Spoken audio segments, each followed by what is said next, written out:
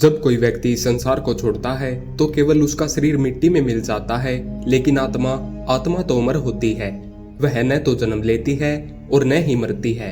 लेकिन क्या आपने कभी सोचा है, जब किसी की मृत्यु होती है तो वह आत्मा सबसे पहले किसे खोजती है? किसे ढूंढने के लिए वह इस लोक और परलोक के बीच भटकती है? यह प्रश्न जितना रहस्यमय है उतना ही भयावह भी है। आत्मा की पहली तलाश, पहला उद्देश्य और उसकी सबसे पहली यात्रा का रहस्य आज हम आपको बताएंगे। आत्मा की चेतना के बाद क्या अनुभव करती है? मृत्यु के उसी क्षण जब शरीर की सांसें थम जाती हैं, आत्मा शरीर से अलग हो जाती है, लेकिन वह तुरंत मुक्त नहीं होती। उसे अपने शरीर, अपने प्रियजनों और अधूरी इच्छाओं से गहरा लगाव होता है। उसकी चेतना अभी भी उसी घर में है, उसी जगह में होती है जहां उसकी मृत्यु हुई। वो देखती है कि उसका शरीर अब निर्जीव पड़ा है। उसके अपने लोग रो रहे हैं पर वह कुछ कर नहीं पा रही। वह चिल्लाती है, पुकारती है, लेकिन कोई नहीं सुनता। इस पीड़ा में वह एक ही व्यक्ति को खोजती है, अपना सबसे निकट या संबंधी, जिससे वह सबसे ज्यादा जुड़ी रही। आत्मा की पहली तलाश, जिससे सबसे गहरा लगाव था।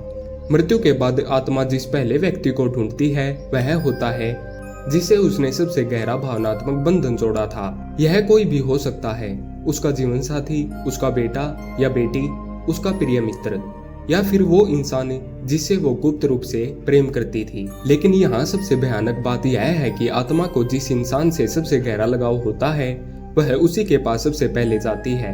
वह उसे छूना चाहती है, पुकारना चाहती है, उसे देखना चाहती है, पर वह केवल एक छाया बनकर रह जाती है।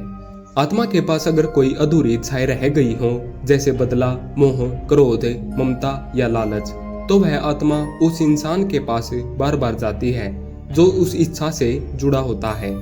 मान लीजिए किसी ने अपने बेटे के लिए बहुत कुछ करने का सपना देखा था लेकिन कर नहीं सका, तो वह आत्मा बार बार उसी बेटे को देखने के लिए भटकती है। अगर किसी ने अपने प्रेम को व्यक्त नहीं किया था तो वह आत्मा उस प्रेमी के पास जाने की कोशिश करती है। यह आत्मीयता ही आत्मा को इस लोक में बांधे रखती है और यहीं से आत्मा की सबसे पहली तलाश शुरू होती है, जिससे उसने सबसे ज्यादा प्रेम किया था या जिससे वह सबसे ज्यादा जुड़ी थी। जब आत्मा को कोई नहीं देख पाता, इस तलाश के दौरान आत्मा को महसूस होता है कि अब कोई उसे देख नहीं पा रहा। वह अपने प्रियजनों को पुकारती है, उनके पास खड़ी होती है, उन्हें जगाने की कोशिश करती है, लेकिन दुनिया उसे नजरअंदाज कर देती है।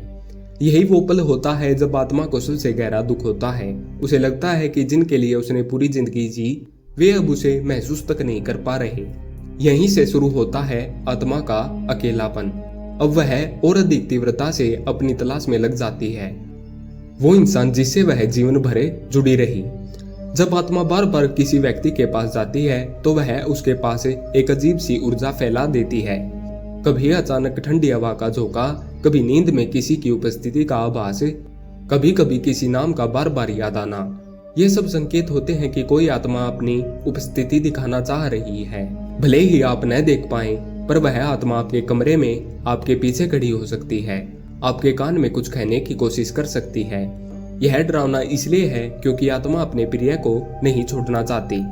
वह रोती है, पुकारती है और अंत में कभी कभी आत्मा भटकती हुई प्रेत बन जाती है।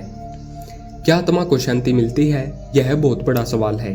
अगर मृत्यु के बाद आत्मा संतुष्ट हो, उसे कोई पछतावा न हो, कोई अधूरी इच्छा न हो और उसने सबको क्षमा कर दिया हो, तो आत्मा जल्दी से अपने गंतव्य की ओर चली जाती है। लेकिन अगर आत्मा को कोई भी बात खटक रही हो, जैसे किसी की मृत्यु का कारण वो खुद समझती हो, किसी ने धोखा दिया हो, किसी की बात अधूरी रह गई हो, किसी से बिछड़ने का गम हो, तो वह आत्मा लंबे समय तक इस लोक में भटक सकती है। और तब उसकी पहली तलाश उस इंसान की होती है जिसने उसे सबसे ज्यादा दर्द दिया हो। सोचिए, अगर कोई आत्मा आपके पास कोई बात कहने आई हो और आप उसे सुन न सकें, तो वह कितनी व्याकुल होगी। आत्मा की पुकार कौन सुन सकता है? बहुत कम लोग होते हैं जो आत्माओं की उपस्थिति को महसूस कर सकते हैं। कई बार बच्चे, बूढ़े या मानसिक रूप से संवेदनशील लोग आत्मा की उपस्थिति को महसूस कर लेते हैं। कभी आपने सुना होगा कि किसी की मृत्यु के बाद उसका कोई प्रियजन सपने में आया और कोई संदेश देकर गया। यह आत्मा की अंतिम कोशिश होती है। जब आत्मा अपने सबसे निकट व्यक्ति से मिलने की कोशिश पूरी कर लेती है या जब उसका कोई प्रियजन उसे प्रार्थना और प्रेम से विदाई दे देता है, तब आत्मा को मुक्ति मिलती है। अगर हम अपने प्रिय मृतकों को सच्चे मन से याद करें, उनके लिए प्रार्थना करें, पिंडदान या तर्पण करें, तो उनकी आत्मा को शांति मिलती है।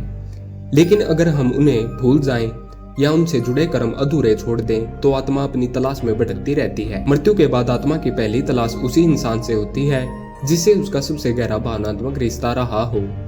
यह रिश्ता प्रेम का भी हो सकता है और द्वेष का भी, लेकिन आत्मा की खोज तब तक जारी रहती है जब तक उसे शांति और उत्तर नहीं मिल जाते।